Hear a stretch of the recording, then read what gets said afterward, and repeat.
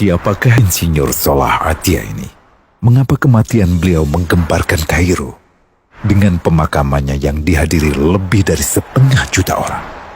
Mari kita simak kisah dari Asosiasi Universitas Islam Mesir ini. Al-Kisah dari kampung kecil bernama Tafahna al-Ashraf, distrik Middle Ghamir, provinsi Dakohliyah, Mesir, ada 9 orang sarjana miskin lulusan fakultas pertanian. Lalu mereka pun sepakat membuat sebuah peternakan unggas, sembari mencari mitra ke-10. Namun mereka terbentur modal, maka dengan sekuat tenaga mereka kumpulkan dari hasil menjual tanah, perhiasan istri, hingga meminjam. Meski tidak banyak terkumpul, namun mencukupi untuk memulai usahanya. Pertanyaan tersisa, siapa mitra yang ke-10? Insinyur Solah, satu dari mereka, pun berkata, "Aku sudah menemukan mitra yang ke-10. Siapa?" kata teman-temannya. "Allah," lanjutnya. "Allah akan menjadi mitra usaha kita yang ke-10. Allah akan mendapat 10% dari keuntungan kita. Dengan perjanjian, Allah yang akan memberikan perlindungan dan pemeliharaan, keamanan dari segala wabah penyakit." Akhirnya mereka pun sepakat. Kontrak kerjasama pun ditulis secara rinci dan dicatatkan ke notaris, lengkap dengan peran mitra ke-10 tersebut. Tak disangka, setelah 1 musim bisnis mereka langsung meroket, jauh dari yang dibayangkan sebelumnya. Lalu mereka pun kembali bersepakat menambah jatah keuntungan mitra ke-10 menjadi 20% di musim kedua, dan begitu seterusnya hingga mencapai 50%. Lalu bagaimana keuntungan mitra ke-10 itu dialokasikan?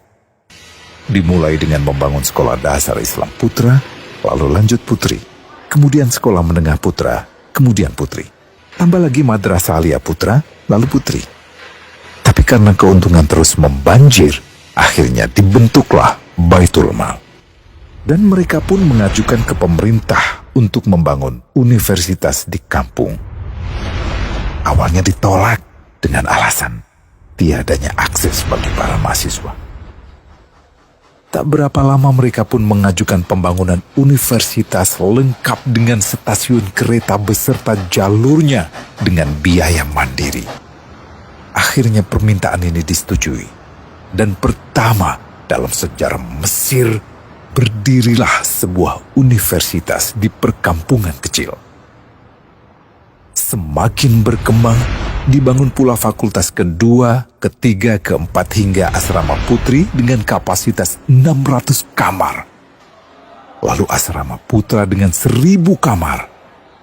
Tiket kereta api pun digratiskan untuk memudahkan transportasi menuju kampung tersebut.